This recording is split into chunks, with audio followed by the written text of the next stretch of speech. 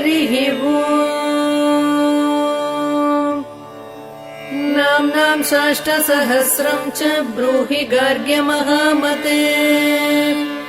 महालक्ष्म्या महादेव्या भुक्तिमुक्त्यर्थसिद्धये। गार्ग्य उवाच सनत्कुमारमासीनं द्वादशादित्यसन्निभम्। अपृच्छन् योगिनो भक्त्या योगिनामर्थसिद्धये। सर्वलौकिककर्मभ्यो विमुक्तानां हिताय वै। भुक्तिमुक्तिप्रदम् जप्यम् अनुब्रूहि दयानिधे।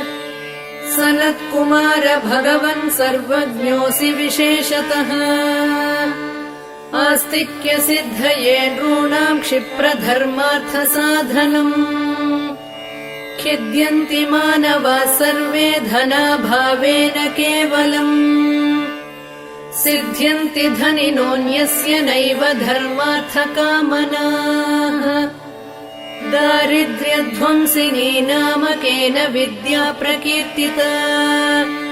केन वा ब्रह्मविद्यापि केन मृत्युविनाशिनी। सर्वासां सारभूतैका विद्यानां केन कीर्तिता। प्रत्यक्षसिद्धिदा ब्रह्मन् तामाचक्ष्वदयानिधे। साधु पृष्टम् महाभागा सर्वलोकहितैषिणः। महतामेष धर्मश्च नान्येषामिति मे मतिः। ब्रह्म विष्णु महादेव महेन्द्रादिमहात्मभिः सम्प्रोक्तम् कथयाम्यद्य लक्ष्मी नाम सहस्रकम्। यस्योच्चारणमात्रेण दारिद्र्योन्मुच्यते नरः। किम् पुनस्तज्जपाज्जापि सर्वेष्टार्थानवाप्नुयात्।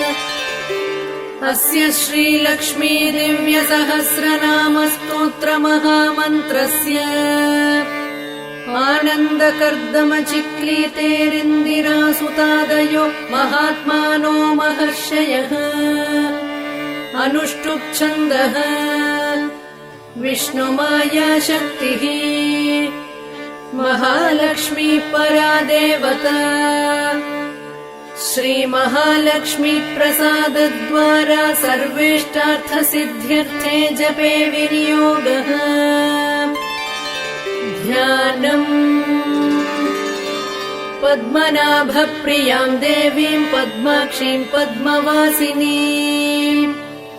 पद्मवक्त्रां पद्महस्तां वन्दे पद्मार्महर्निशम्।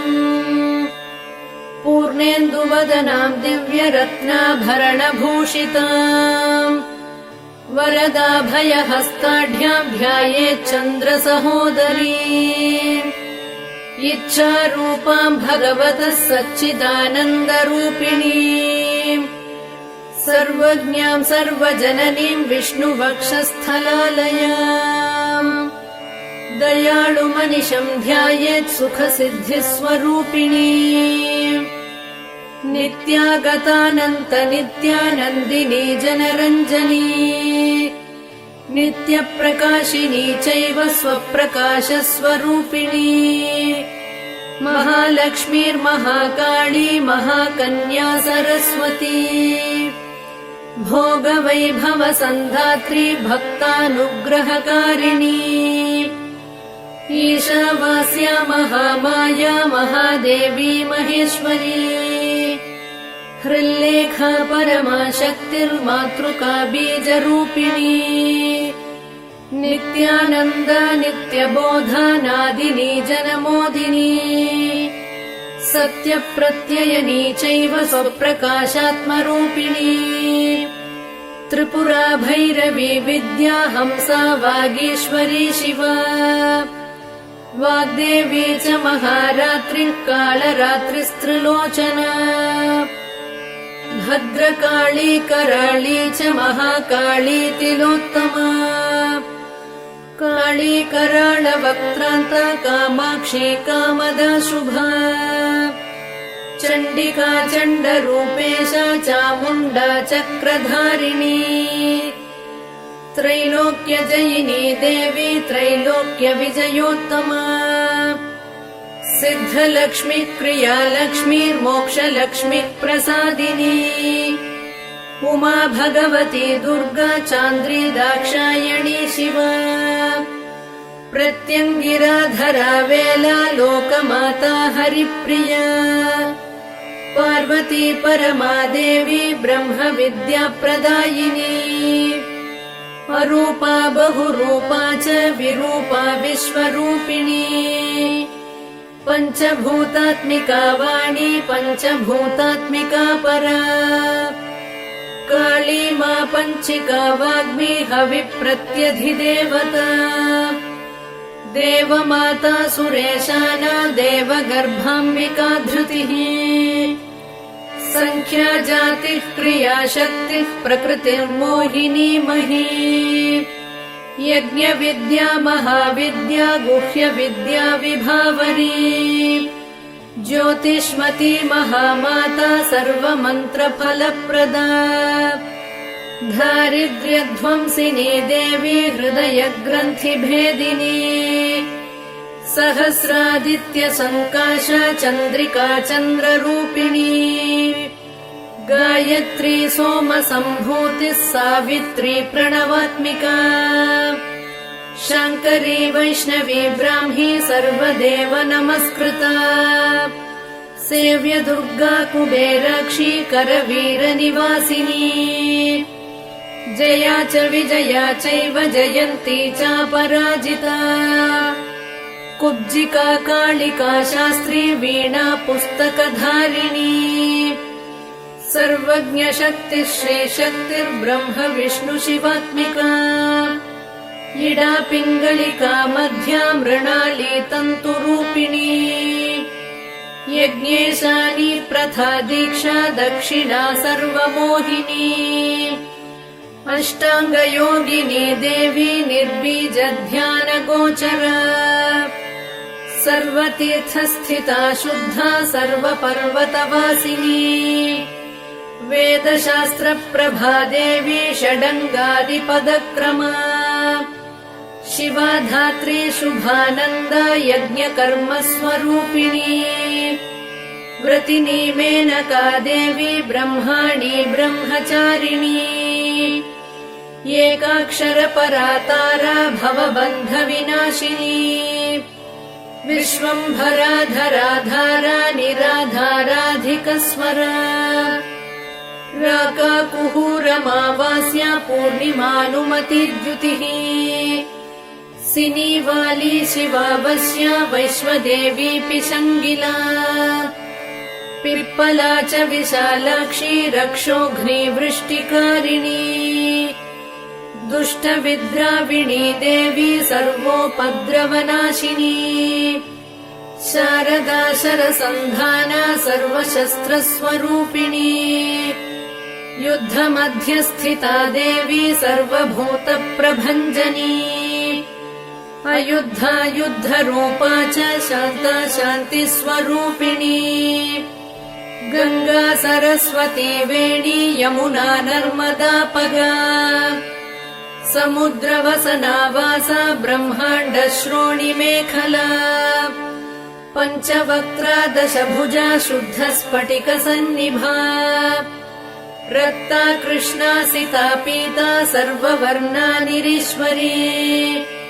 कालिका चक्रिका देवी सत्या तु बटुका स्थिता तरुणी वारुणी नारी ज्येष्ठा देवी सुरेश्वरी विश्वम्भरा धरा कर्त्री गणार्गणविभञ्जनी सन्ध्या रात्रिर्दिवा ज्योत्स्ना कला काष्ठा निमेषिका उर्वी कात्यायनी शुभ्रा संसारार्णवतारिणी कपिला कीलिका शोका मल्लिका नवमालिका देविका नन्दिका शान्ता भञ्जिका भयभञ्जिका कौशिकी वैदिकी देवी सौरी रूपाधिकातिभा दिग्वस्त्रा नववस्त्रा च कन्यका कमलोद्भवा श्री सौम्यलक्षणातीत दुर्गा सूत्र प्रबोधिका श्रद्धा मेधा कृति प्रज्ञा धारणा कान्तिरेव च श्रुति स्मृतिर्धृतिर्धन्या भूतिरिष्टिर्मणीषिणी विरक्तिर्व्यापिनी माया सर्वमाया प्रभञ्जनी महेन्द्री मन्त्रिणी सिंही चेन्द्रजालस्वरूपिणी अवस्थात्रय निर्मुक्ता गुणत्रय विवर्जिता ईषणात्रय निर्मुक्ता सर्वरोग विवर्जिता योगी ध्यानान्तगम्या च योगध्यानपरायणा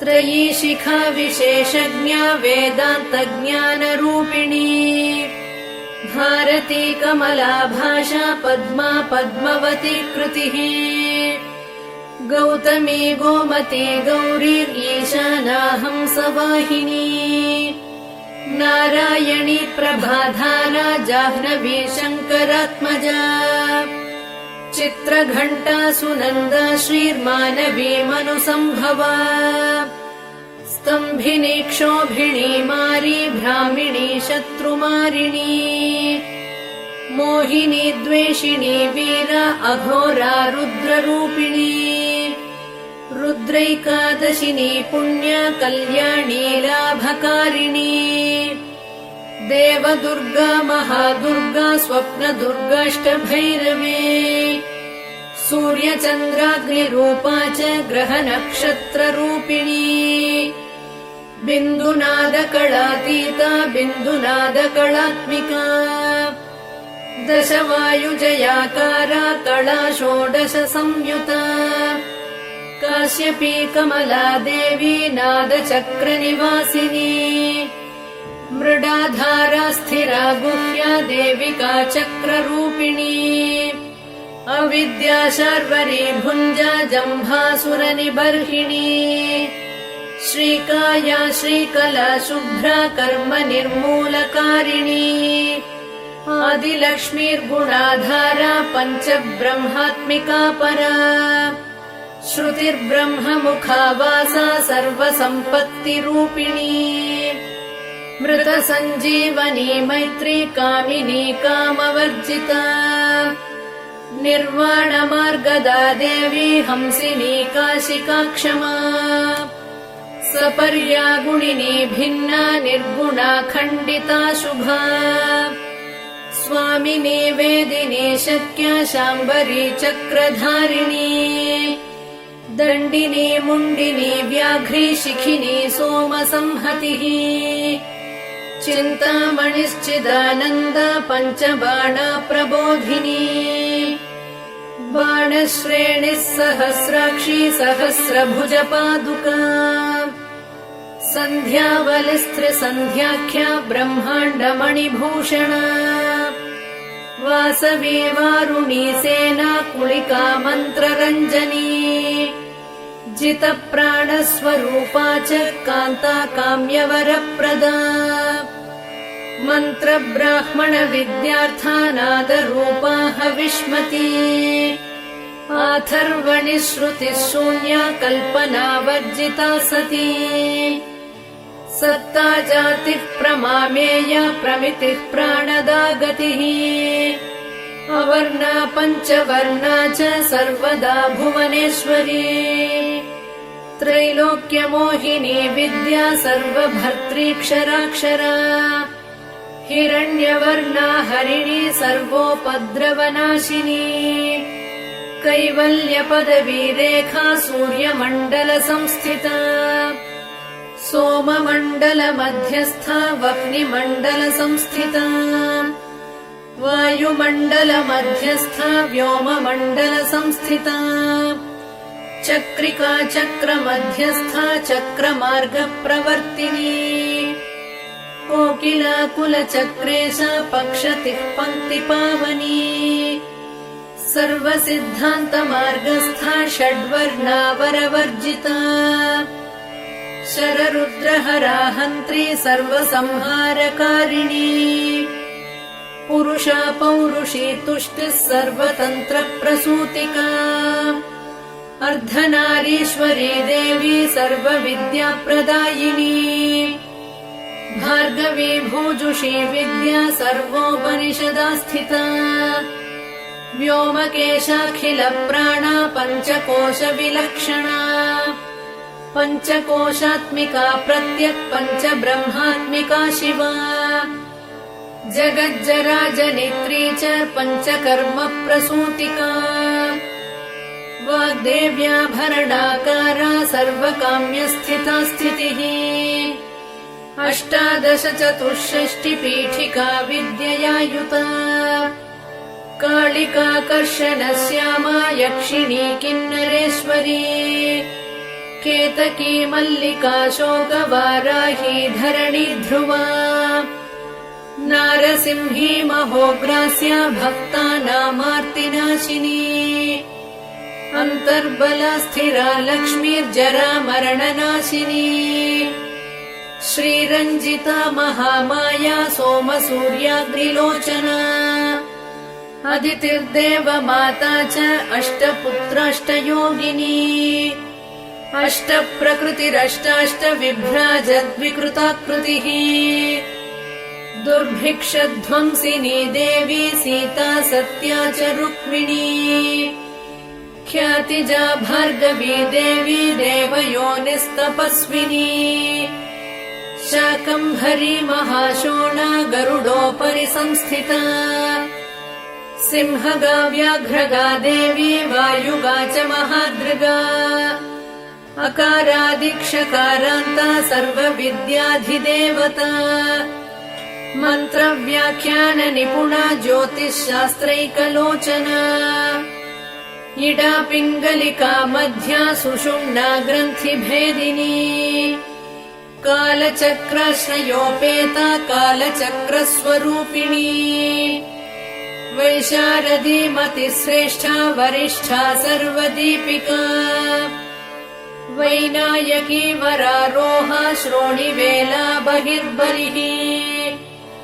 जम्भिनी जृम्भिणी जम्भकारिणी गणकारिका शरिणी चक्रिकानन्ता सर्वव्याधिचिकित्सकी देवकी देवसङ्काशा वारिधिः करुणाकरा शर्वरी सर्वसम्पन्ना सर्वपापप्रभञ्जनी एकमात्रा द्विमात्रा च त्रिमात्रा च तथा परा अर्धमात्रा परा सूक्ष्मा सूक्ष्मार्थार्थपरा परा एकवीरा विशेषाख्या षष्ठी देवी मनस्विनी नैष्कर्म्या निष्कला लोका ज्ञानकर्माधिका गुणा सबन्ध्वानन्दसन्दोहा व्योमाकारा निरूपिता गद्यपद्यात्मिका वाणी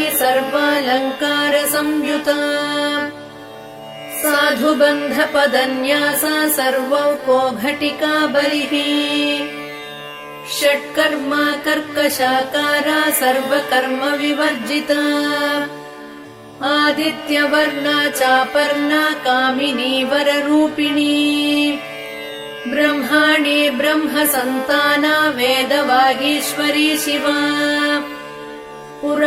पुराणन्यायमीमांसा धर्मशास्त्रागमश्रुता सद्यो वेदवती सर्वा हंसी विद्याधिदेवता विश्वेश्वरी जगद्धात्री विश्वनिर्माणकारिणी वैदिकी वेदरूपा च कालिका कालरूपिणी नारायणी महादेवी सर्वतत्त्वप्रवर्तिनी हिरण्यवर्णरूपा च हिरण्यपदसम्भवा कैवल्यपदवी पुण्या कैवल्यज्ञानलक्षिता ब्रह्मसम्पत्तिरूपा च ब्रह्मसम्पत्तिकारिणी वारुणी वारुणाराध्या सर्वकर्मप्रवर्तिनी एकाक्षरपरा युक्ता सर्वदारिद्र्यभञ्जिनी पाशाङ्कुशान्विता दिव्या वीणा व्याख्याक्षसूत्रभृत् एकमूर्तिस्त्रये मूर्तिर्मधुकैटभभञ्जिनी साङ्ख्या साङ्ख्यवती ज्वाला ज्वलन्ती कामरूपिणी जाग्रती सर्वसम्पत्तिः सुषुप्ता स्वेष्टदायिनी कपालिनी महादंष्ट्रा भ्रुकुटी कुटिलानना सर्वावासा सुवासा च बृहत्यष्टिश्च शक्वरी छन्दो गणप्रतिष्ठा च कल्माशी करुणात्मिका चक्षुष्मती महाघोषा खड्गचर्मधरा शनिः शिल्पवैचित्र्यविद्योता सर्वतो भद्रवासिनी अचिन्त्यलक्षणाकारा सूत्रभाष्यनिबन्धना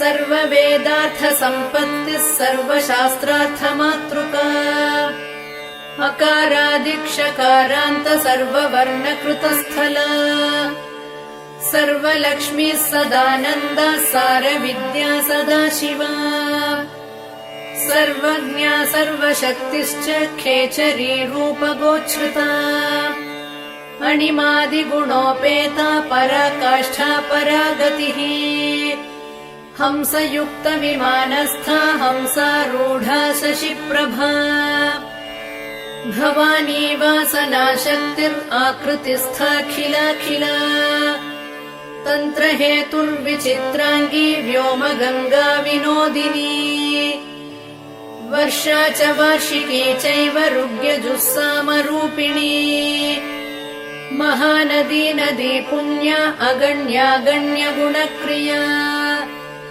समाधिगतलभ्यार्था श्रोतव्या स्वप्रिया घृणा नामाक्षरपरा देवी उपसर्गनखाञ्चिता निपातोरुद्वयी जङ्घा मातृका मन्त्ररूपिणी आसीना च शयाना च तिष्ठन्ती धावनाधिका लक्ष्यलक्षणयोगाढ्या ताद्रूप्यगणनाकृतिः सैकरूपा नैकरूपा सेन्दुरूपा तदाकृतिः समासतद्धिताकारा विभक्तिवचनात्मिका स्वाहाकारा स्वधाकारा श्रीपत्यर्धाङ्गनन्दिनी गम्भीरा गहना गुह्या योनिलिङ्गार्धधारिणी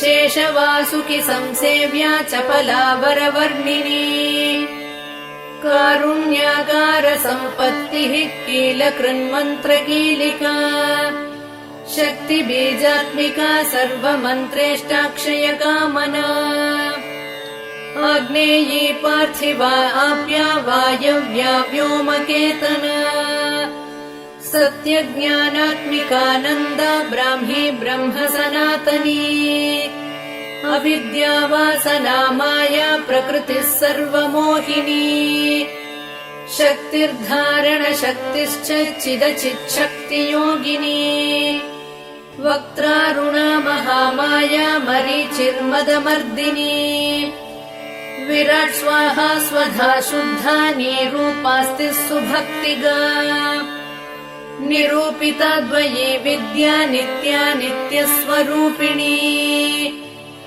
वैराजमार्गसञ्चारा सर्वसत्पददर्शिनी जालन्धरी मृडानी च भवानी भवभञ्जनी त्रैकालिकज्ञानतन्तुस्त्रिकालज्ञानदायिनी नादातीता स्मृतिप्रज्ञा धात्री रूपा त्रिपुष्करा पराजिता विधानज्ञा विशेषितगुणात्मिका हिरण्यकेशिनी हेम ब्रह्मसूत्रविचक्षणा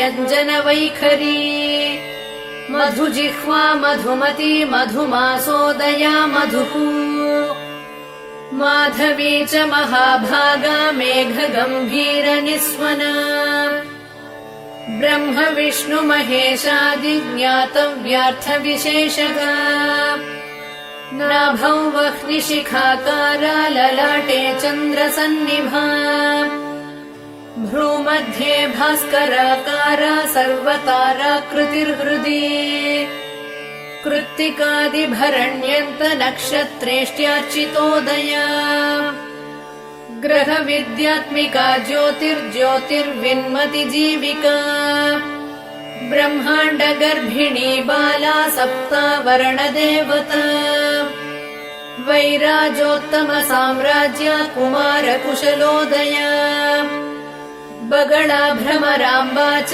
शिवदूती शिवात्मिका मेरुविन्ध्यातिसंस्थाना काश्मीरपुरवासिनी योगनिद्रा महानिद्रा विनिद्रा राक्षसाश्रिता सुवर्णदा महागङ्गा पञ्चाख्या पञ्चसंहतिः सुप्रजाता सुवीरा च सुपोषा सुपतिः शिवा सुगृही रक्तबीजान्ता हतकन्दर्पजीविता समुद्रव्योम मध्यस्था समबिन्दुसमाश्रया सौभाग्यरसजीवातुः सारासारविवेकदृक् त्रिवल्यादिसुपुष्टाङ्गा भारती भरताश्रिता नादब्रह्ममयी विद्या ज्ञानब्रह्ममयी परा ब्रह्मनाडी निरुक्तिश्च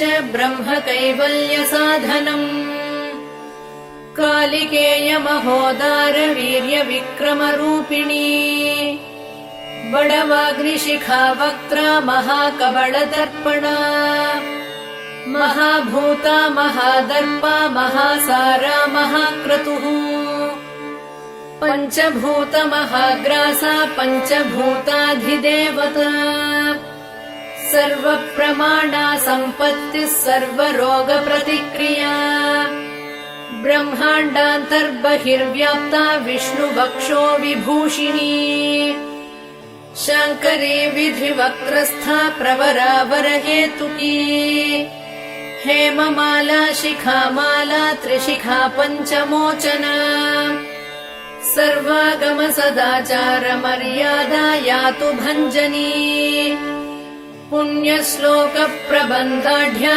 सर्वान्तर्यामि रूपिणी सामगान समाराध्या श्रोतृर्कर्णरसायना जीवलोकैकजीवातुर्भद्रोदारविलोकना तटित्कोटिलसत्कान्तिस्तरुणी हरिसुन्दरी मीननेत्रा च सेन्द्राक्षी विशालाक्षी सुमङ्गला सर्वमङ्गलसम्पन्ना साक्षान्मङ्गलदेवता देहहृद्दीपिका दीप्तिर्जिह्वा पापप्रणाशिनी अर्धचन्द्रोल्लसद्दंष्ट्रा यज्ञवाटी विलासिनी महादुर्गा महोत्साहा महादेववलोदया डाकिनीड्या शाकिनीड्या साकिनीड्या समस्तजुट निरङ्कुशा नाकिवन्द्या षडाधाराधिदेवता भुवनज्ञानिनी श्रेणी भुवनाकारवल्लरी शाश्वती शाश्वताकारा लोकानुग्रहकारिणी सारसी मानसी हंसी हंसलोकप्रदायिनी चिन्मुद्रालङ्कृतकरा कोटिसूर्यसमप्रभा सुखप्राणिशिरोरेखा नददृष्टप्रदायिनी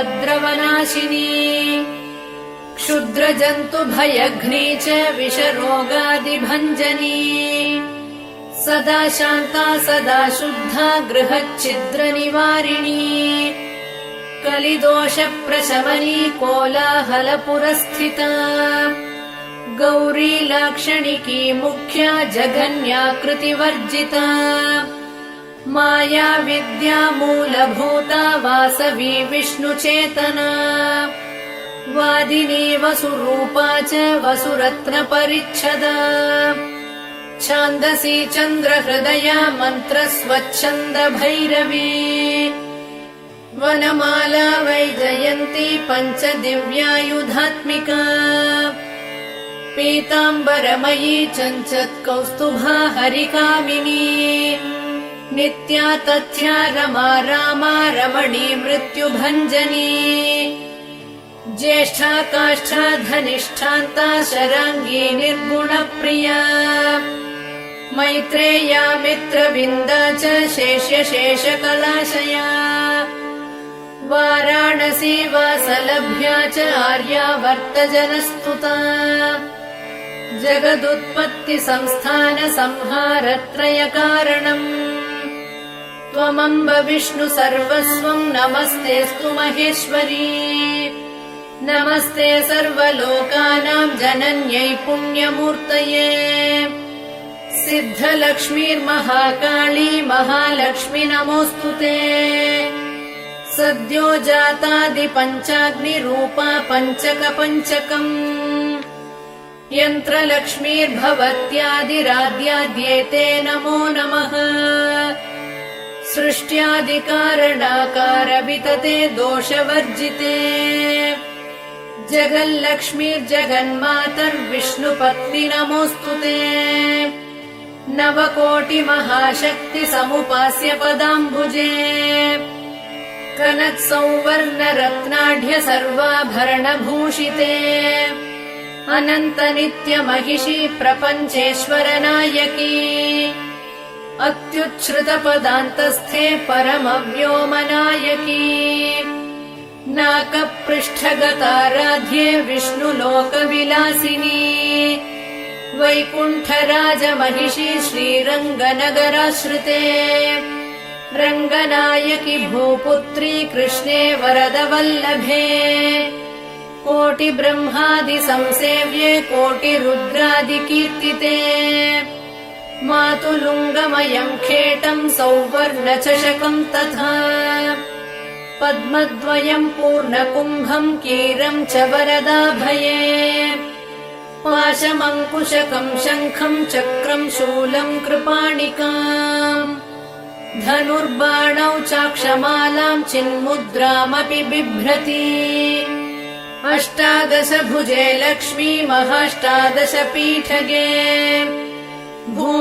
भूमिनीलादिसंसेव्ये स्वामि चित्तानुवर्तिनी पद्मे पद्मालये पद्मी पूर्णकुम्भाभिषेचिते इन्दिरेन्दिन्दिराभाक्षी क्षीरसागरकन्यके भार्गवित्वम् स्वतन्त्रेच्छा वशीकृतजगत्पतिः मङ्गलम् मङ्गलानाम् त्वम् देवतानाम् च देवता त्वमुत्तमोत्तमानाम् च त्वम् श्रेयः परमामृतम् धनधान्याभिवृद्धिश्च सार्वभौमसुखोच्छ्रया आन्दोलिकादिसौभाग्यम् मत्ते भाति महोदयः पुत्रपौत्राभिवृद्धिश्च विद्याभोगबलादिकम् आयुरारोग्यसम्पत्तिरष्टैश्वर्यम् त्वमेव हि परमेश विभूतिश्च सूक्ष्मात् सूक्ष्मतरा गतिः सदयापाङ्गसन्दत्त ब्रह्मेन्द्रादिपदस्थितिः अव्याहतमहाभाग्यम् त्वमेवाक्षोभ्यविक्रमाः समन्वयश्च वेदानाम् अविरोधस्त्वमेव हि निःश्रेयसपदप्राप्तिसाधनम् फलमेव च श्रीमन्त्रराजराज्ञी च श्रीविद्याक्षेमकारिणी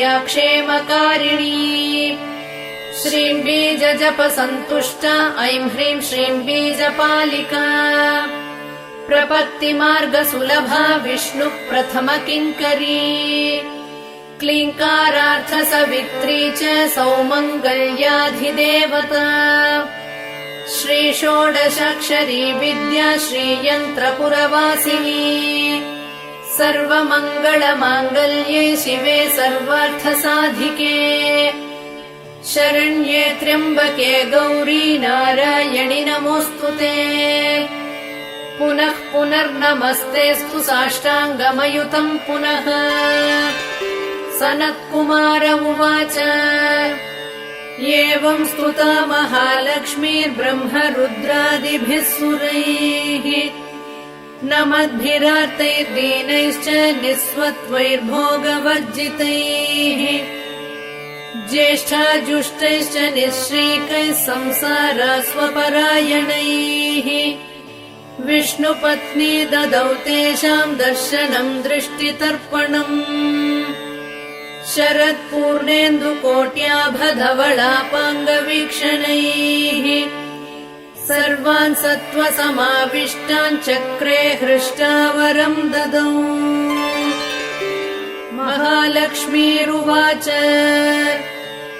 नाम्नाम् साष्टसहस्रम् मे प्रमादाद्वापि यः सकृत् कीर्तयेत् तत्कुले सत्यम् वसाम्या चन्द्रतारकम् किम् पुनर्नियमाज्जप्तुर्मदेकशरणस्य च मातृवत्सानुकम्पाहम् पोषकी स्यामहर्निशम् मन्नामस्तव ताम् लोके दुर्लभम् नास्ति चिन्तितम्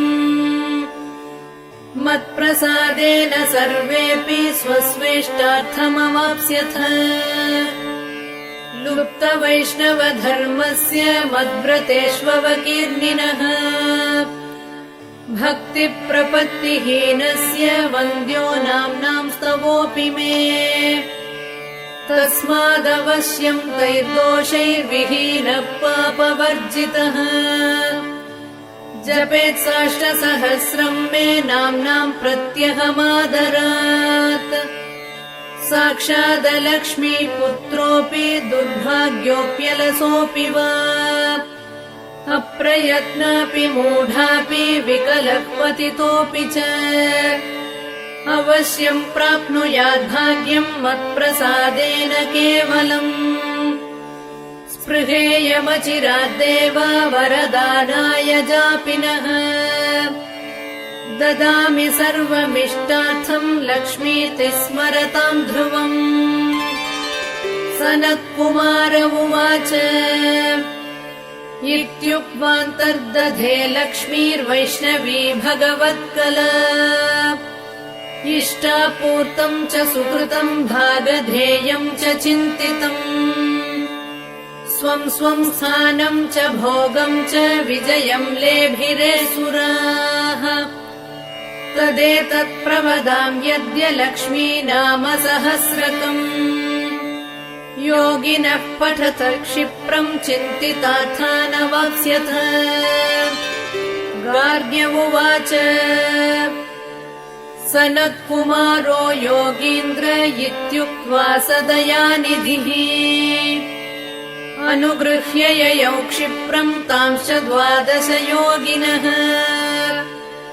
तस्मादेतद्रहस्यम् च गोप्यम् जप्यम् प्रयत्नतः अष्टम्याम् च चतुर्दश्याम् नवम्याम् भृगुवासरे पौर्णमास्याममायाम् च पर्वकाले विशेषतः जपेद्वा नित्यकार्येषु सर्वान् कामानवाप्नुयात् इति श्रीस्कन्दपुराणे सनत्कुमार संहितायाम् लक्ष्मीसहस्रनामस्तोत्रम् सम्पूर्णम्।